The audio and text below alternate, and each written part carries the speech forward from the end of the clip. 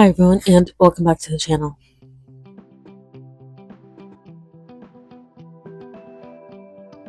Another video talking about alternatives to Amazon if you're a reader. I did 2 of the videos on this topic, which I've linked down below in my description. However, given Amazon's new announcement, I figured perfect time to release another video on this topic with probably the same, if not very similar, recommendations. Because yes, a lot of this is regurgitating a lot of what other people are saying, but if Amazon is going to have any freaking accountability, especially when it comes to making things accessible for people, which is what Amazon claims to do, and in some senses it does, but it's at the expense of a lot of other things. But to finish that thought, if Amazon claims to tout accessibility and to be so accessible, then their recent announcement kind of diverges from that. And I watched a video, which I'll link down below, from What Michaela Reads, and I really liked what she said, where it's like, yes, technology it often is always upgrading. We're getting TVs that don't work as well once they're older. Like, sometimes, like, the older stuff really does work, like older stoves, older ovens. And if you're looking at, like, TVs, phones, computers, yes, a lot of that is constantly updating, and older models will start to slow down. But I have seen some people use older models for years and have not needed to change them. And yes, they might not be able to add new apps or add new features or use certain features, but they're still able to use the older models of their phones. Like my computer, which I've been using since like 2017, so close to 9 years now. Let's see if I can figure out what model my computer is. Because why not? And also, guys, stay hydrated. Okay, so in settings, general, about. So this is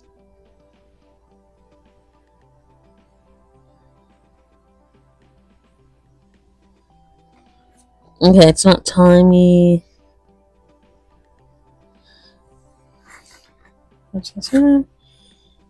Details. Okay.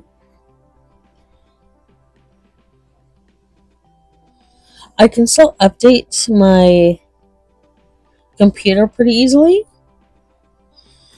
But it's not exactly telling me what kind of computer it is. So, but mine's like a 2017 or so MacBook Air. Or 2019. Was it 2019 when I got it? Actually, I think it was 2019 when I got it. Now I think about it. But 2 years. But we're coming up on some. I'm just changing something.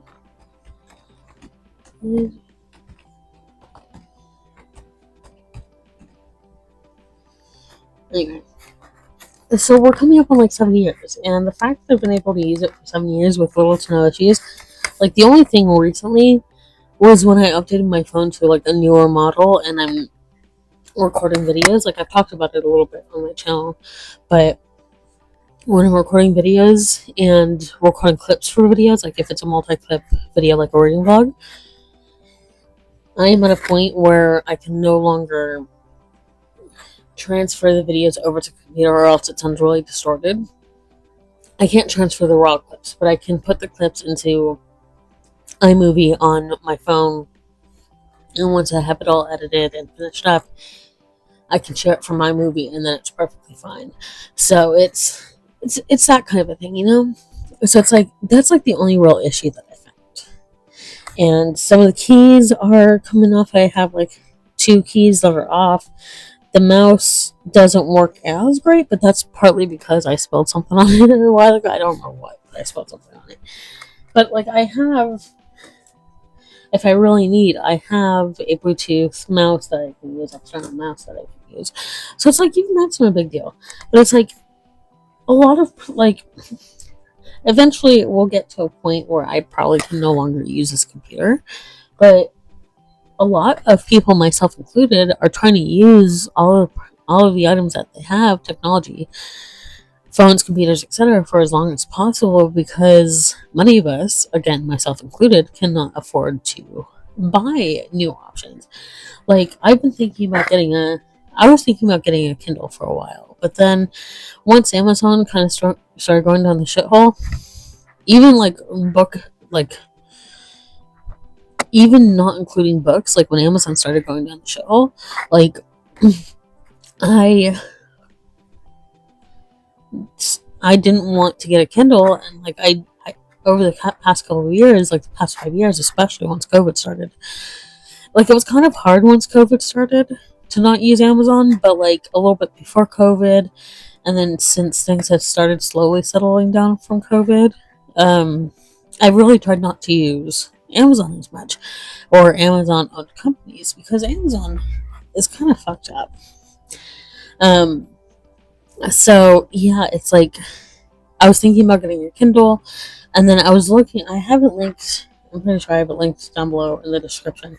But I was looking at yeah, I do.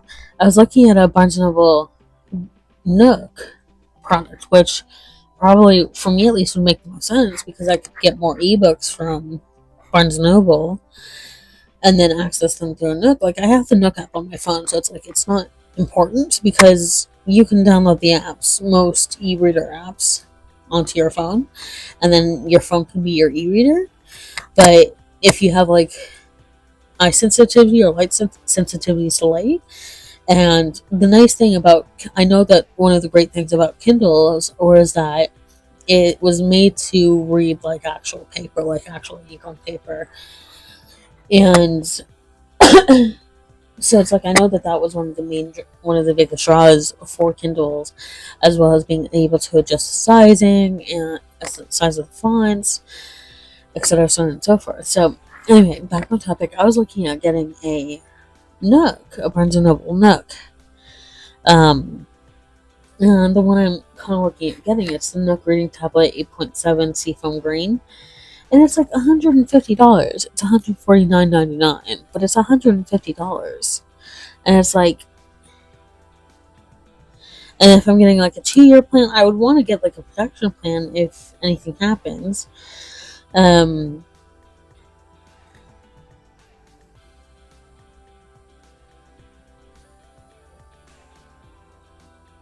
Like if anything were to happen, I would want to get coverage. 2-year coverage is $28.99, so like $29-$30, and then 3-year plan is $42.99, so $43. So let's kind of like round up. For the 2-year plan, let's round up to $30. For the 3-year plan, let's round up to $45. And that's on top of it being $150. So we're getting close to $180 in the $180 to $200 range, depending on the coverage plan. So it's like, it's possible that within the next couple months I could save up to get a Nook. And the thing is too, is that I could, if I were to get this, it would add to my Barnes and Noble rewards, and I'm a premium member, so I think I would have a discount. I don't know though. I think the 10% discount might factor in, and then it would add to my rewards as well. So it would probably be like anywhere from 180, like in that $180 to $200 range for the credit for the rewards, which means 18 to 20 stamps, which would be a lot. So, and 18, that would be 5.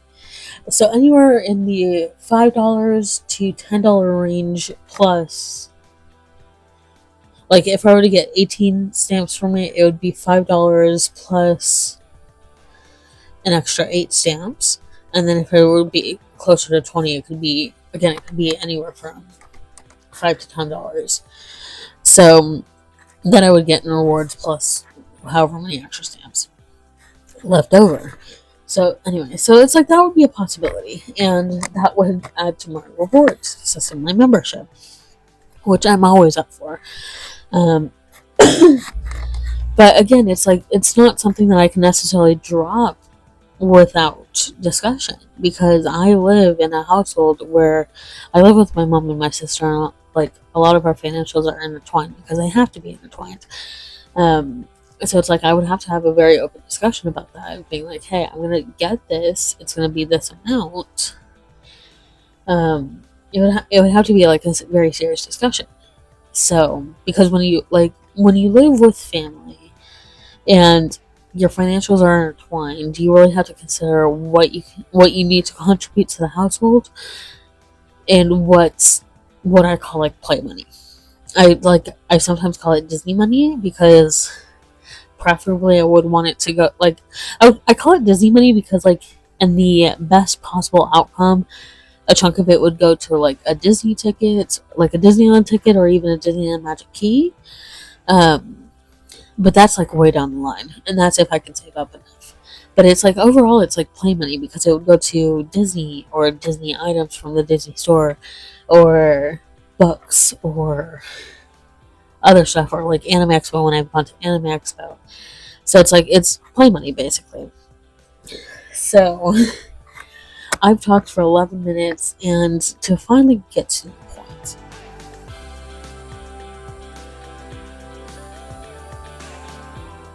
what exactly did Amazon announce? So the big thing is that starting May 20th, which I'm going to do my best to try to get this out before May 20th. Let me see. But by May 20th, or starting May 20th, Amazon is going to end support for Kindle e-readers and Fire tablets released in 2012 or earlier, preventing them from accessing the Kindle store to purchase, borrow, or download new content. Affected models include the first generation Kindle from 2007 through the 2012 Paperwhite.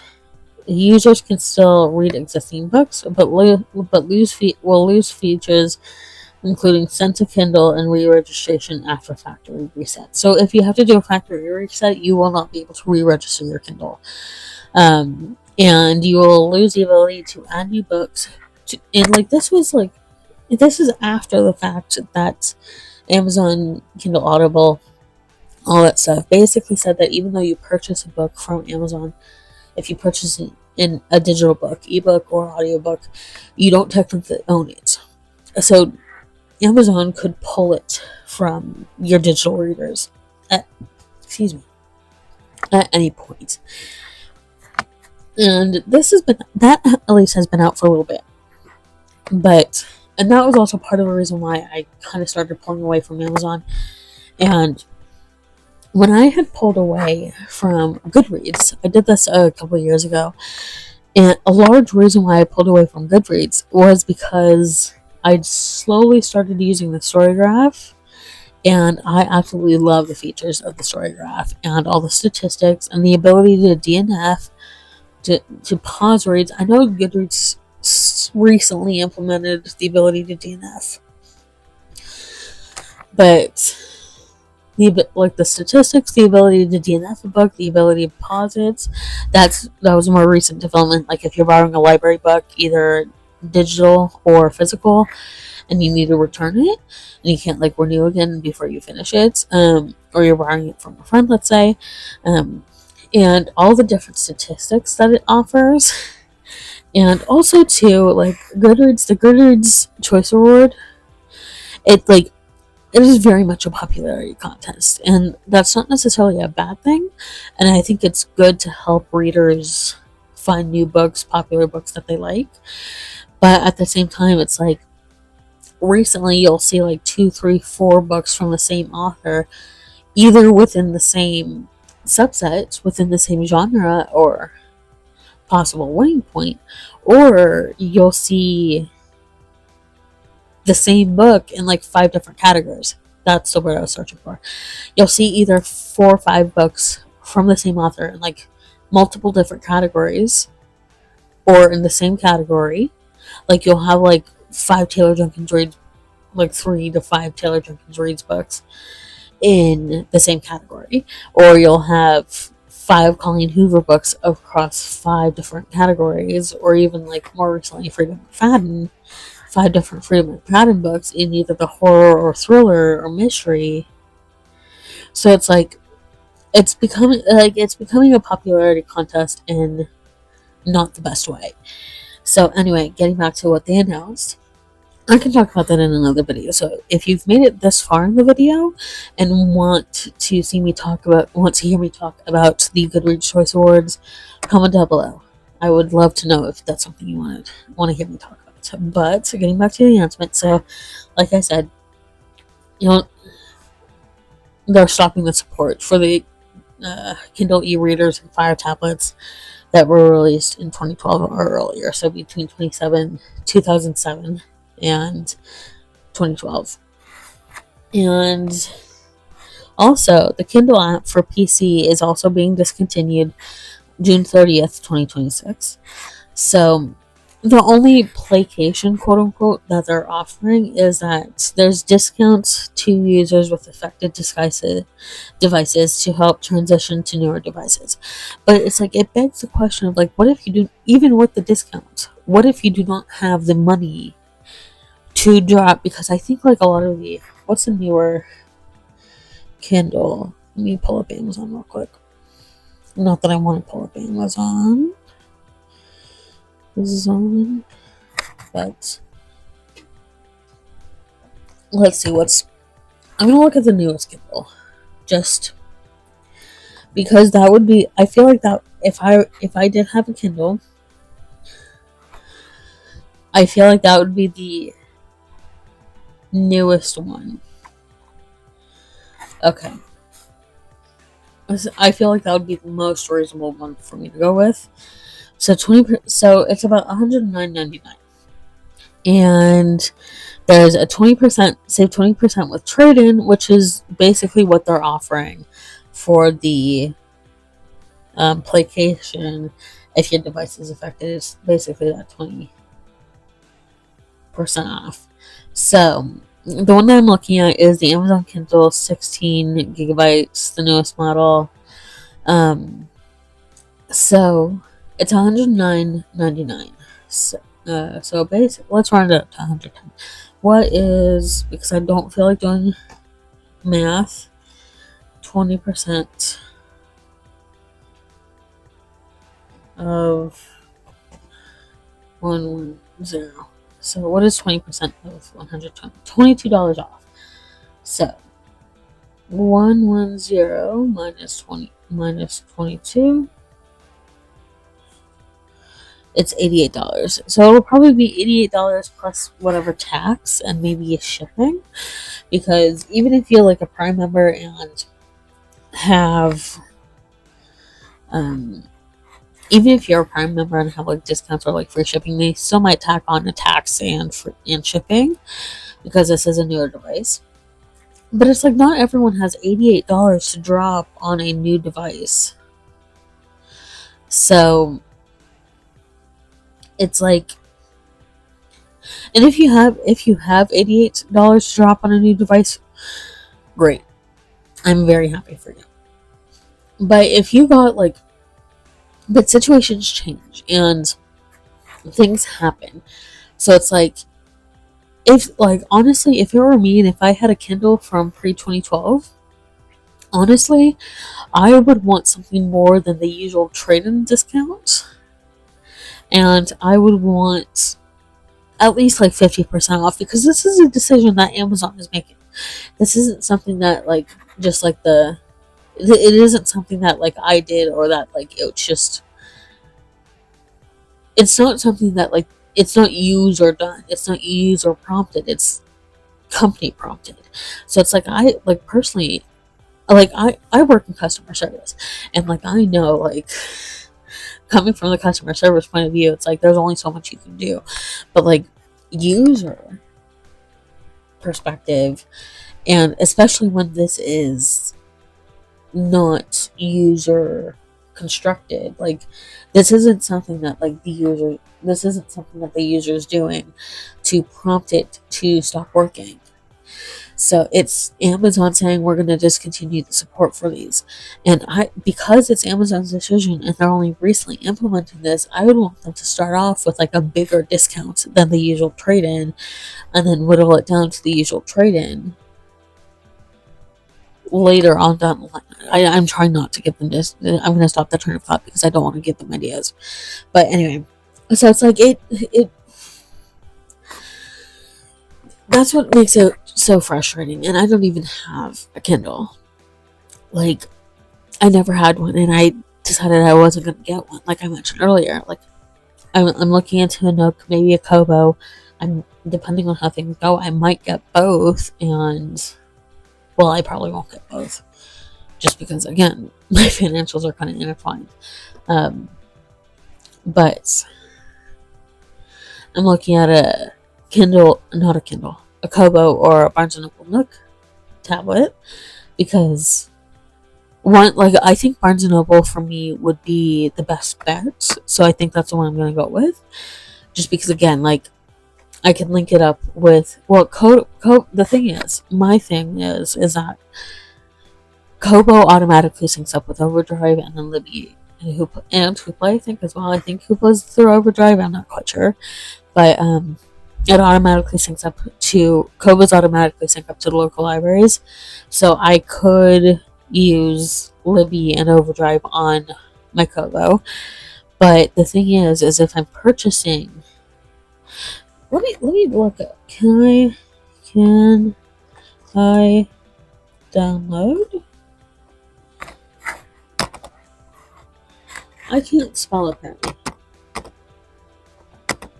Download the Nook app to Kobo.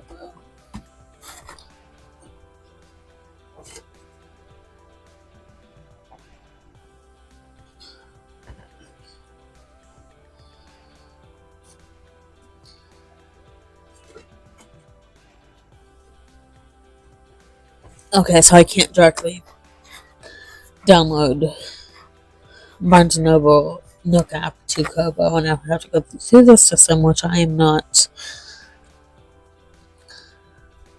very tech savvy, so that's not necessarily something I could do. So I know I can download Libby onto the Nook app, so in Overdrive, so I might get a Nook app or a Nook. Right now, though, my phone is perfectly fine because I'm doing a lot of audiobooks recently, but I can get audiobooks through Barnes & Noble, and I can get ebooks, so it's like, and I can use Libby, and I can listen to audiobooks in the Nook app as well, so I think I'd be able to listen to audiobooks on the go. I'm looking into too much stuff, and I need to start recommending this stuff again. Anyway, I'll get to that. Can I listen? No.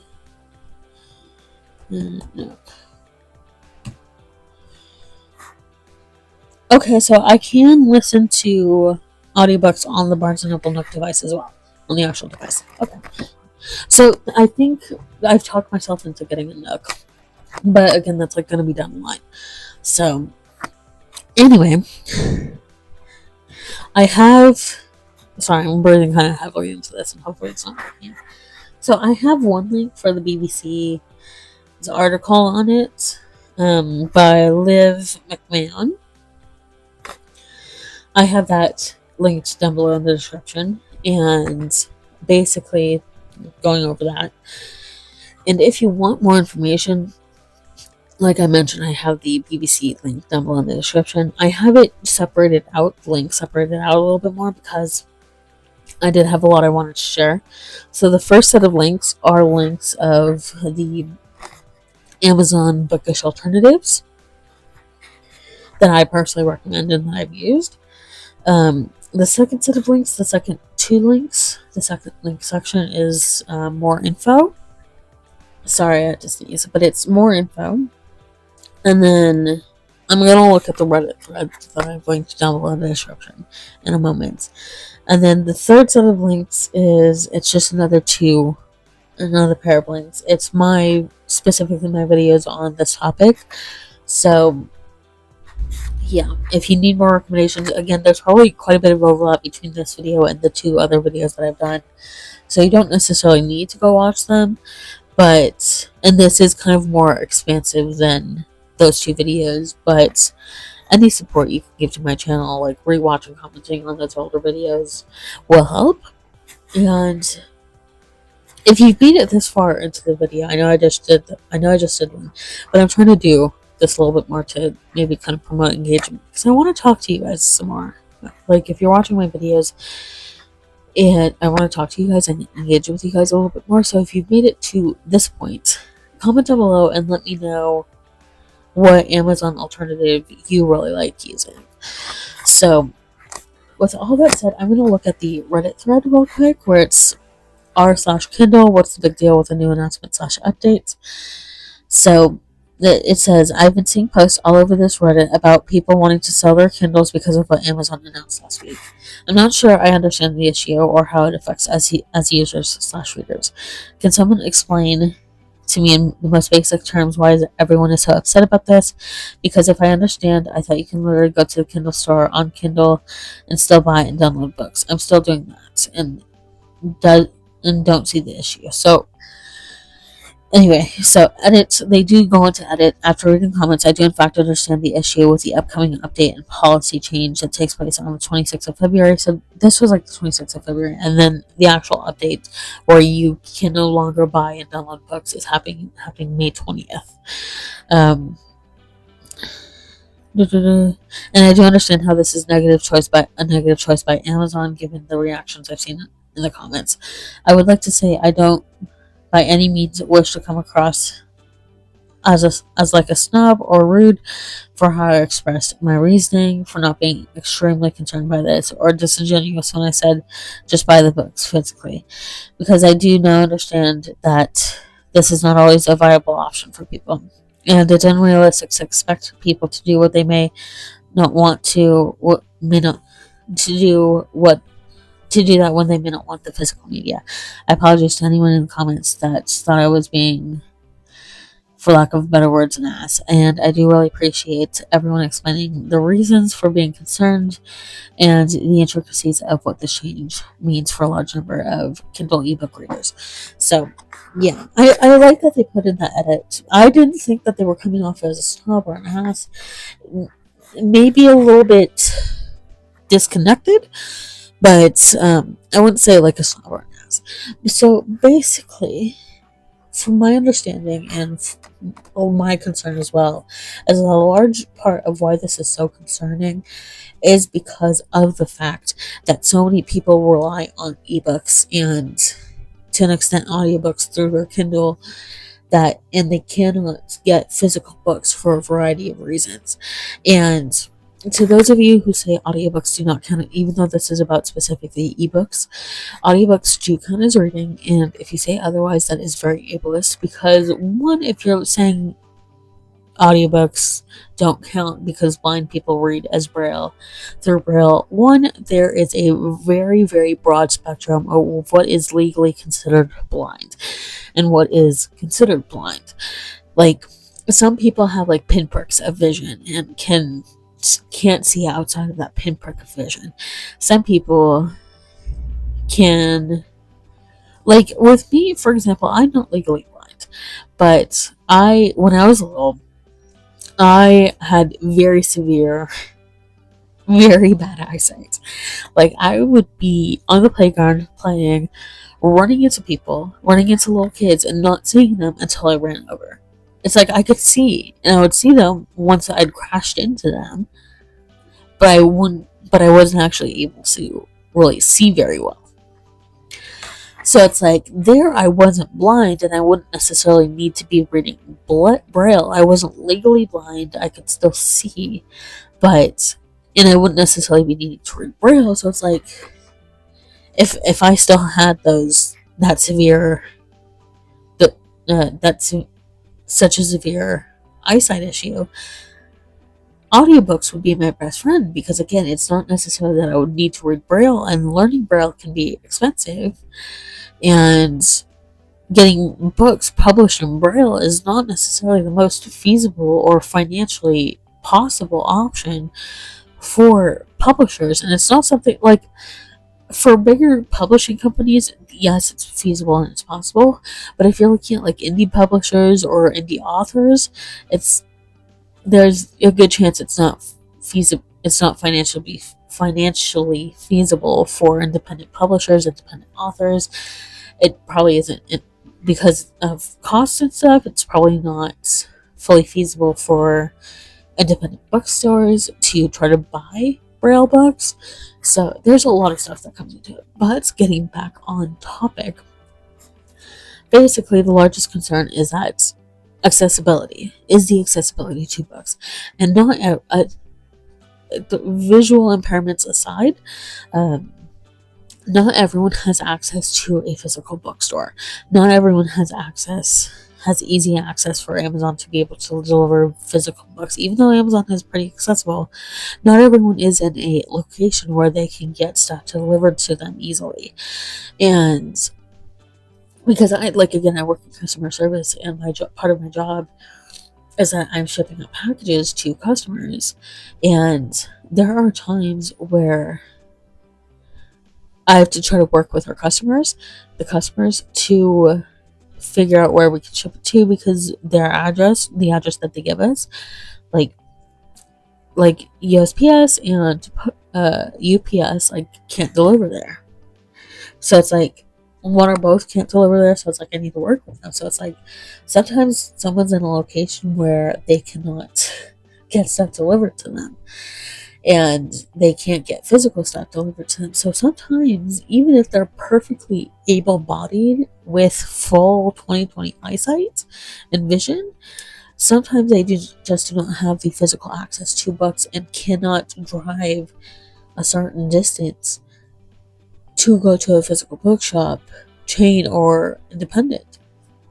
So it really is just all around about accessibility. So to read some of the comments,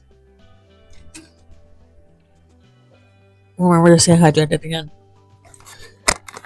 First comment I'm saying, oh, this is from a year ago. Anyway, so I think it's still kind of relevant. But one person said, for me, it's not about how the policy will affect me in my day-to-day experience with my Kindle content. In all honesty, it will be non-existent. But this one is more a concerning shift in the landscape of digital media ownership. So as consumers, we have certain rights. Policies like this can be seen as a precursor to additional practices down the line that could chip away at those rights. Corporations are constantly trying to make moves that will, while technically legal, screw up the customer. The policy itself won't affect 99.9% of us, and many will shrug their shoulders and move on. For a few, it will be an annoyance and something to grumble about. I'm concerned it is an indication of a potentially troubling change for consumers in the next few years, decades. Another person said they also refuse to allow library access on Kindles outside the USA, which also seems legal but morally corrupt. How honestly surprised I haven't shipped that from Americans yet. So a lot of these comments, yes, it's from a year ago, but a lot of these are very applicable today because a lot of it is about accessibility. Amazon at any time another comment says, a friendly reminder, Amazon at any time can terminate your account, maybe because of fraudulent or unusual activity, too many returns, etc. Then what? You cannot access any of the books you've already purchased to spare me the license stock. I paid for it. I could easily get it illegally, but no, I wanted to support the author and the publishing industry. So yeah, it's a big deal if I cannot have my personal backup. So yeah, it's about accessibility, and 100% do not pirate books. Absolutely do not pirate books. But you want to support the author, and when you buy something, technically, when you buy it, you own it. That's what happens with physical books. It's what should happen with any format of book. It's what happens with physical books. Technically, what should happen with audiobooks, with ebooks. But Amazon made the announcement that you technically don't own your ebooks and audiobooks that you purchase through. And it's like, it kind of begs the question. This is like what this post was about, I believe. Or one of the aspects to this post. But it's like, it begs the question of like, if you don't own the book that you purchased, and they could pull it from your Kindle libraries or your Audible libraries, does that mean they could like request that you return your physical books? No, they're not going to do that. So it's like, so going back to the current issue of no longer supporting the audiobooks, or no longer supporting the older 2012 and earlier Kindles and Fire tablets, it's all about accessibility. And again, it doesn't necessarily have to be physical ability related, but it's about accessibility and ease of access. And for a lot of people, Kindles were that ease of access. And I know I mentioned like sometimes people have a hard time getting stuff delivered, and maybe it was a situation where they were gifted that by a friend or family member who was in an area or that had stuff delivered, or maybe they had it delivered to that friend or family member who was in a better area to receive stuff, and then they met up with that friend or family member and got it. So it's like, maybe their Kindle is their only source of books, and the fact that they're no longer supporting that and kind of forcing people to update it. And again, technology is always updating. That is not the issue.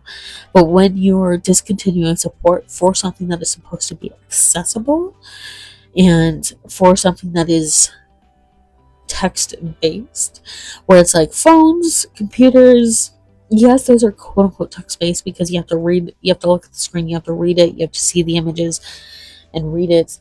It's not 100% text-based, it's visual as well. So it's like 50-50. 50% pictures, 50% text, and maybe a little bit of audio there too. So it's like maybe like 33% each, thirds. So it's like, yeah, so it's like there's an equal balance for computers, for phones, for normal tablets like iPads, or it's like an even third split between visual audio and text, between picture, audio, and text, for how you're engaging with the computer, for how you're engaging with your phone, for how you're engaging with your tablet. And you can make calls, you can send out emails, whereas like e-readers, like you can download apps to be able to send emails, or depending on the e-reader, but e-readers is like 99% text. So it's like and it's about accessibility, like I said. So it's like that's where the biggest issue comes in, because it's like you're discontinuing something that's supposed to be accessible, yet Amazon touts being something that's supposed to be accessible. So moving on to the main part of this video, and before I continue, I do want to mention a few things that were kind of mentioned in that Reddit post. But if you can, I have this down below in the description, but I'm going to read it a little bit verbatim, just because I don't feel like thinking about it too much. But if you can avoid using Amazon for your books and can try to divert your book spending money to other places, 100% please do so. But because there are so many other options and ways to support your favorite authors or authors you want to read other than using Amazon, and like I mentioned earlier, this is an updated video to the other two videos that I've done on this topic. However, a couple of things to mention as under the however umbrella. First and foremost, if Amazon is your only option due to location, finances, etc., that is okay. I'm not shaming that, because there are certain things that I need to go to Amazon for, because, like, again, accessibility. And I don't like the fact that I have to go to Amazon, but I'm really trying to minimize what I'm spending at Amazon. But again, if Amazon is your only option, again, based on location, finances, accessibility, etc., that's perfectly fine. There are still some possible options for you to incorporate. Number two, another, however, is that some authors are published only through Amazon or KDP, meaning that you won't be able to find them through other book retailers. You won't be able to find them through like Barnes & Noble or Waterstones if you're in the UK, or you might be able to find them at libraries, but that's kind of unlikely. It's really a situation of like if someone bought a physical copy and then donated it to the library. But again, some other authors are only published through Amazon and KDP, so your main way to support them is through Amazon. But some authors, like I know one author I really like, she has an Etsy storefront. So some authors will set up a website storefront, whether their own website or through Etsy. So it's like try to support them through that. But again, if their only option for their books is Amazon, then that's the main way you can support them. Like there's Carly Spade, she has her Etsy storefront, which I need to get some of her books from. But another author that I really enjoy, Alyssa Thorne, I would need to look into it a little bit better, but like her main source of her books is through Amazon. So I'm trying to figure out a way to get the physical books slowly over time from Amazon without like sending too much money to Amazon. But I would have to send a bit of money to. Anyway, so again, some authors are only published through Amazon or KDP. So think about maybe how you can support them without supporting too much of Amazon. So it's like if their books are through Kindle Unlimited, maybe we try to do their physical books. Maybe try to see if they have a physical book option. But anyway, the third point, I have 4 points under this, however, umbrella. The third point is that the way Kindle Unlimited pays authors is kind of messed up. So let me just talk about that for a little bit. How does Kindle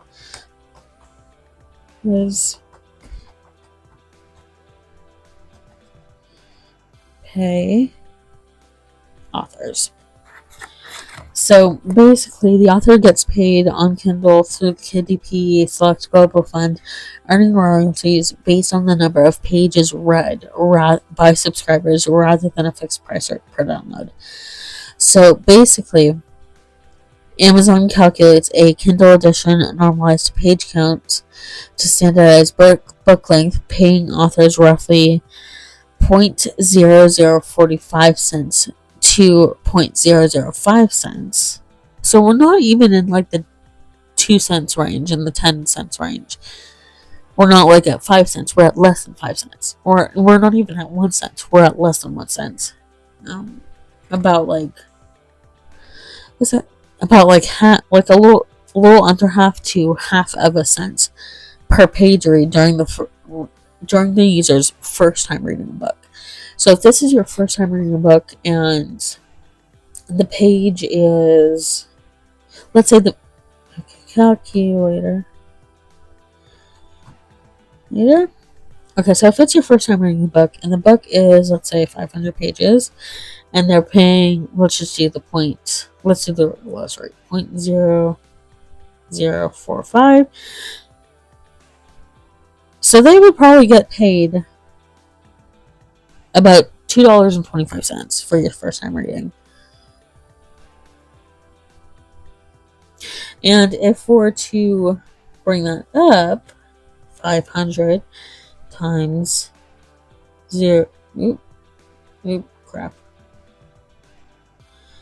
times 0.005.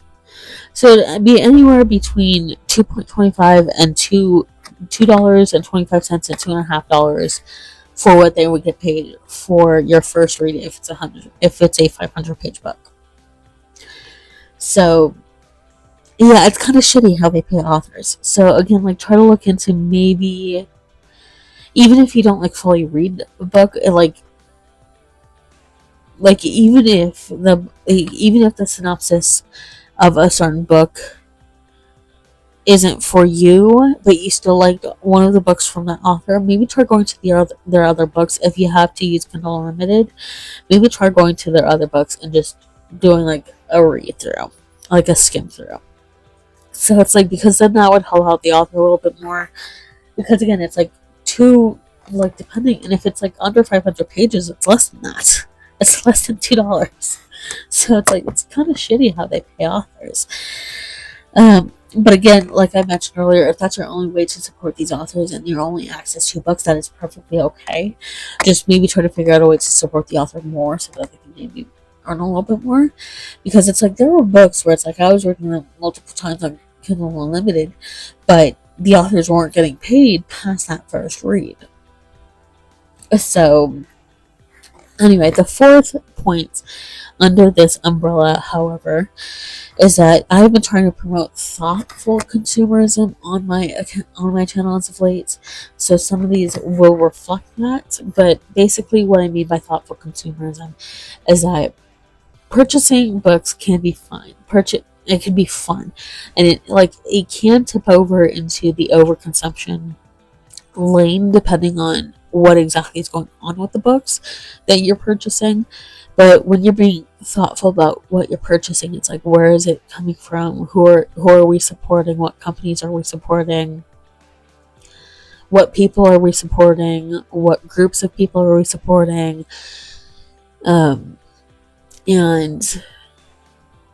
that aside, like support aside, it's like, what kind of materials are we buying? And it's all of that stuff. There's so much that goes into thoughtful consumerism, because it's like, I've done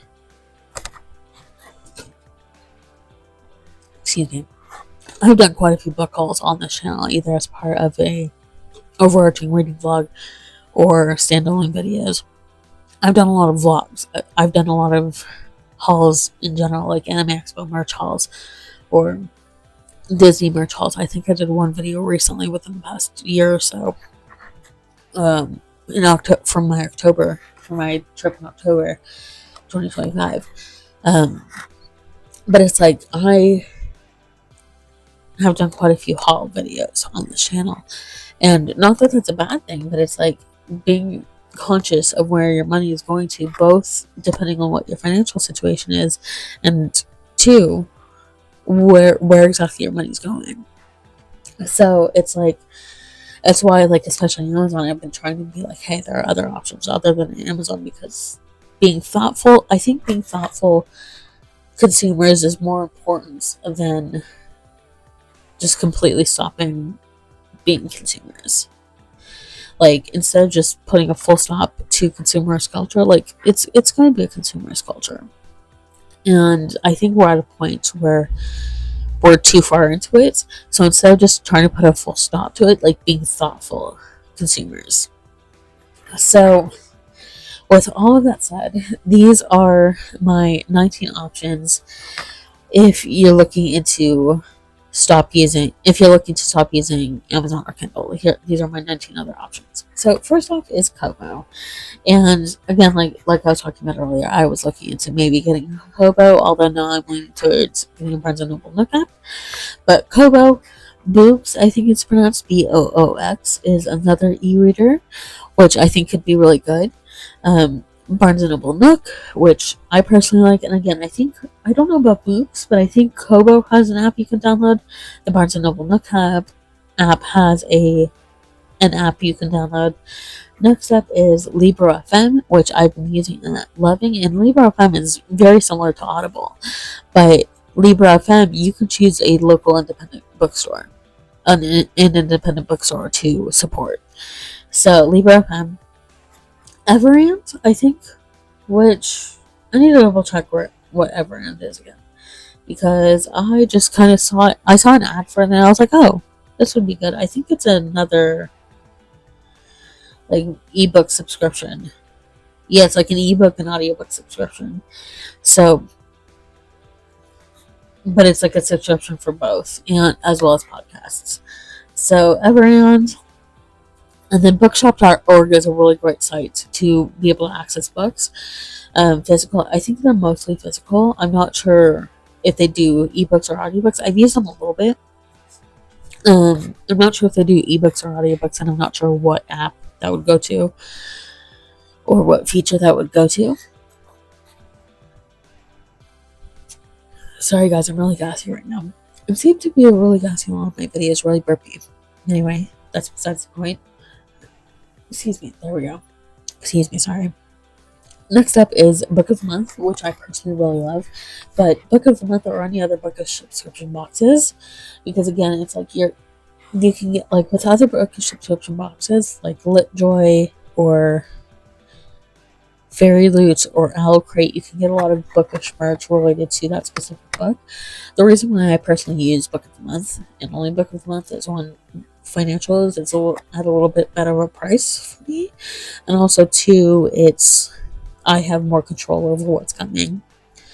So Book of the Month or other bookish subscription boxes, local libraries are like amazing because that's free, and if you have access to a physical library, it's free books, and you get them for about 3 weeks. You can renew, and you're getting free books. And something I talked about in like some of my library videos, where like a good way to thoughtfully consume books by using a library is if you borrow books that you're interested in from your local library before you buy them, because then if you end up not enjoying it, it's money not spent on a book you didn't enjoy. So local libraries, little free libraries are also a great way. I've been wanting to set one up, but it's a little bit pricey. But like their little free library has an app you can download, and you can see where all the closest ones to you are. I don't know if this is only US based, so that's something to look into. If there is something more international or more of an international database for it, or something similar in other countries. But little free libraries or anything that's similar to it is a great way, because again, it's like a take a book, leave a book concept, where again, free books, and you can just leave a book if you didn't enjoy it. So next up is Overdrive, which is like is Hoopla Overdrive? Is the Overdrive.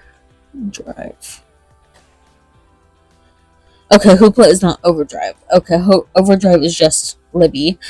And Hoopla is another one. I like using both, just because Hoopla has a little bit more content, not just books, but there's also music and movies and shows. But I do like using Libby because, like, I don't know, Libby kind of feels cozy, whereas like Hoopla's like there. Anyway, so Overdrive, which is Libby, which I've also recommended Libby, and Hoopla as well. Hoopla and Libby and Overdrive are not the same thing. Next up is borrowing physical books from your friends. Now, this would be a situation where you and your friends would have to be okay with borrowing and lending books to each other, and I feel like it would be good to have like some sort of dynamic in place, or not dynamic, but like setup and boundaries / rules in place to make sure that you get your book returned or they pay for it, like if it's damaged or lost. But so like again, like I feel like there needs to be some ground rules for that, because I know like I'm not super hesitant about lending out my books, but it's like, hey, I need these returned, So, or at the very least, it's like when I borrowed out books, it's like, hey, at the very least, if you, I don't say this, but like I let one friend borrow a book, and she had offered like, hey, like I think she was like cooking or baking something, and some oil splattered or like dripped onto the book, and like it's not a big deal, but it's like if she had told me about it and she was honest about it. So first off, honesty, and second off, at the very least, offer to be like, hey, I can buy you a new copy, I can give you the money to buy a new copy. And so it's like, first off, be honest if something happens to the book, and second off, at the very least, offer. Even if they say no, at the very least, offer. So borrow books from your friends, and then support your local chain bookstores. Now, we do want to be supporting independent bookstores as much as possible, because independent bookstores are amazing. But if you only have chain bookstores in your area, that is also totally fine. And at the end of the day, local chain bookstores are what's standing between Amazon and the publishing company and books. So local chain bookstores. So Barnes & Noble in the US. I think there's also a couple of others in the US. There's Indigo Books in Canada. I think it's pronounced Librerías, Gandhi in Mexico. I apologize if I'm butchering that. There's Waterstones in the UK, and so on and so forth. So, local chain bookstores, go and support your local chain bookstores if you want to try to avoid using Amazon. Next up is local independent bookstores. I mentioned them. I thankfully am in an area where I have at least two that I know for sure. There's Annabelle's Books in Los Angeles. It's on Studio City it's on Ventura Avenue in Studio City, and then there's Sammy's Books in Tarzana, also on Ventura. So I have a few local bookstores, local independent bookstores, and I have quite a few Barnes and Nobles near me as well. So I'm in a place where I'm very lucky to have quite a few bookstores near me.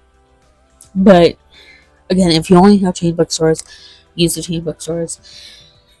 If you only have Amazon, that is a-okay as well. But like if you only have Amazon, like maybe look into libraries or look into Libby or Hoopla, depending on what you need or what you have access to. So local independent bookstores. The next step is secondhand bookstores, which kind of go hand in hand with the independent bookstores, but there can be some differentiation where maybe like some independent bookstores are only getting new books, whereas like secondhand bookstores will accept donations. And the one big one that I can think of is Last Bookstore in Los Angeles, and then there's two locations, one in the Los Angeles area, because there's Los Angeles City and then there's Los Angeles County. So there's two in Los Angeles County, there's one in Los Angeles City, and then one in Studio City. Secondhand bookstores, and then author sites and social media. I mentioned earlier maybe they have like a storefront, so try to support their storefront or their website, or newsletters, even social media. Support the authors there if you cannot financially support their books. Like follow them, engage with their content.